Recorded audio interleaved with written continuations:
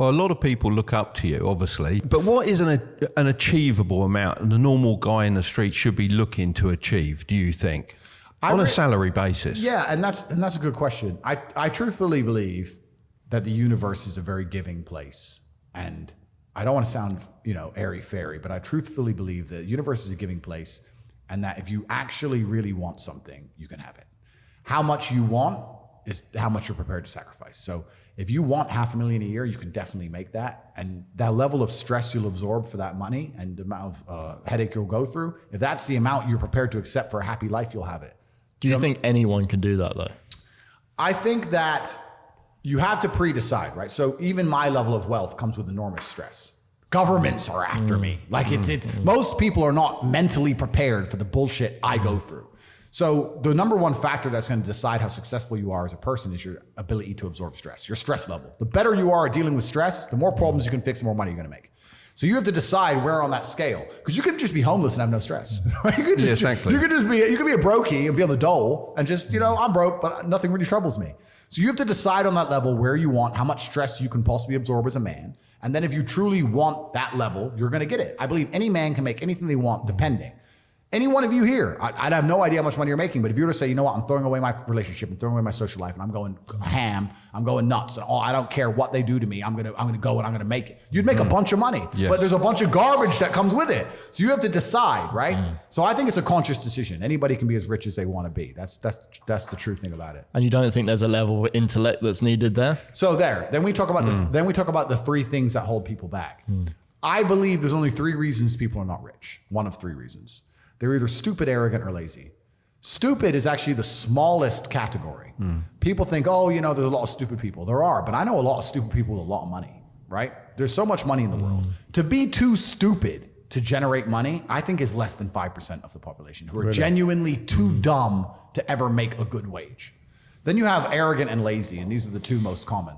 Lazy because people just, but I need time to myself. But it's the evening. Or, it's hyper competitive. There are people who do not need times to themselves. There's an Indian in Islam, or there's a guy in Islamabad who'll do your job online for $3 an hour and he doesn't sleep. You're going to lose, right? So if you're going to be lazy in any regard, you have to understand there are people like me who are billionaires who work 18 hours a day. When I finish this, I get into my car and I open my laptop and I work on my way to my next appointment. And then I'm going to work all night until the day I go. When I go to sleep, I close my laptop and I'm asleep a minute later. I work. That's all I do. So when you're on your yacht, do you class that as work? Because I think a lot of people think work has to be in an office, sitting down on a computer. Well, for me, it is because we have a film crew and we're filming and it's all being documented and I'm doing my normal job at the same time. And then this is work as well. Absolutely. So this is just my job. So lazy is a big problem because people go, but I just want to relax. If you just want to relax, that's fine. But you're competing against people who just don't want to relax and you're going to lose. And the last, and I'd say that's around, a lot of people have that element to them. A lot of people are lazy. That's about 50% of people. But the main reason people are not rich is because they are arrogant. 50% of people are brutally arrogant. And I'll give you an example. I have a school where I teach people how to make money online. It's called The Real World. It was called Hustlers University. It's now called The Real World. I sit here as a billionaire and I sit and say, I will teach you how to make money online. Anybody, 18 modern wealth creation methods. It's $49 a month and I will teach you. And people will sit there in their brutal arrogance and as a brokey with no money and go, yeah, but can he really teach me? I have everything you've ever fucking dreamed of. I have all the money, you have nothing, and you're so arrogant that you believe you know more than me, or that you can do it without me, or that I don't know how to teach you. The arrogance of people is truly mind-bending. If you know so much, why are you broke? You obviously don't know. If I want to learn how to box, I wouldn't walk into a boxing gym, find a guy who can box and go, not bad, but can he really punch? Like, this is how people think when it comes to money. You guys are all successful enough. You can sit there and say, look, I do X, Y, Z. I have X, Y, Z. You don't have it. So do you want to learn how to play piano from the piano teacher, or do you want to sit there as an arrogant brokey? Most people are brutally arrogant, and you can sit there and you can try and help them, and they're just so arrogant. They think, I can do it myself, or I'll work it out myself. I don't need help. And it's arrogance, and it keeps them at the bottom. Everything great that's happened to me in my life, someone taught me. I had a kickboxing coach. My dad was my chess coach. You get taught things. To sit there and think you're too good to learn, well, this is the problem. Most people are broke. Most people are broke because they're arrogant, bro. It's the truth. It's nothing to do with how stupid they are. They're just arrogant people. How did you seek out those mentors? You talked about your dad teaching you chess and everything. So how did you find the other people in your life? Because not everyone has a father figure. Yeah, it's true. And I found my kickboxing coach to a degree by accident, but I've always been a person who's been looking for absolute competence in the people around me. It's just mind-bending to me that people are walking through this world without understanding a very simple life hack. If I wake up and I want to learn how to bake cupcakes, my instant reaction is, who can bake cupcakes? Let me go talk to the person who can bake cupcakes. It's easy, really, isn't it? It's easy. It can be pretty simple. It's a shortcut, isn't it? It's a shortcut. So I want to make money. Well, who makes a bunch of money and who's telling people how to make money? Well, let me go listen to them. Let me get closer to them. But people just have this arrogance inside them. They don't want to. And I think a lot of the problem with people, especially in the world today, is they misunderstand the difference between a dream and a plan.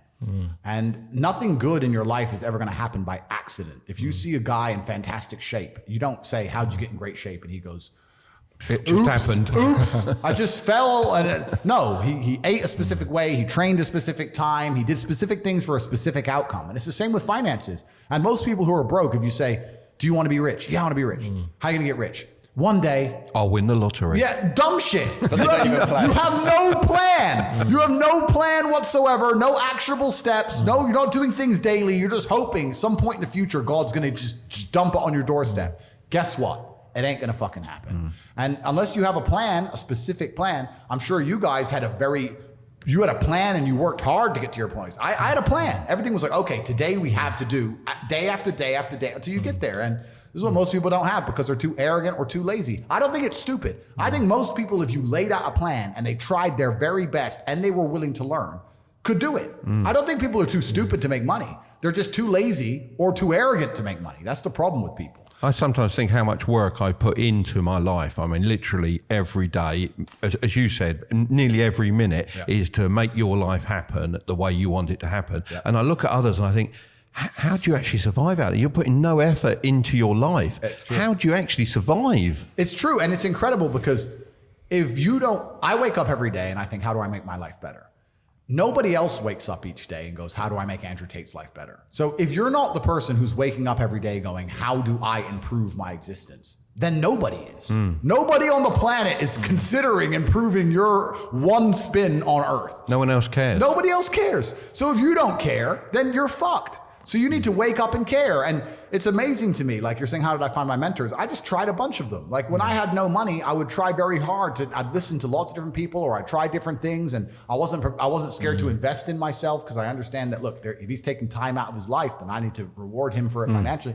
And I tried very hard and I listened and I paid attention and I was never lazy. I don't believe there's a person on the planet who pays attention, tries their best, is never lazy, is on time, works hard, has a mentor, and is giving it his all, who isn't rich. I don't believe it. I think that if you do all those things, you're rich. And if you don't have any money, you're missing one of those key elements. Now you can fool yourself and you can fool everyone else and you can pretend you're doing them, but if you're truly honest with yourself, am I finding people who are trying to teach me what I want to know and am I trying my best? And the answer is fucking no every time. Do you think there ever come a time or an age where you feel you have to slow down? That's a good question as well. Thank you very much. No, it is. But it is because it's actually been recently people have said. Maybe I've got to that age where I've got to slow down a little bit.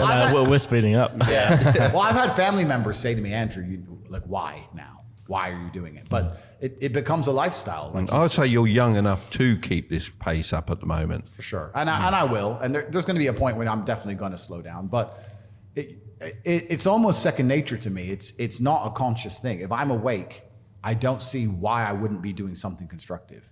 I'm a conscious now. I've woken up. I'm either in the gym or I'm working. What else am I going to do besides turn my brain off in front of Netflix? It's just all clown world to me.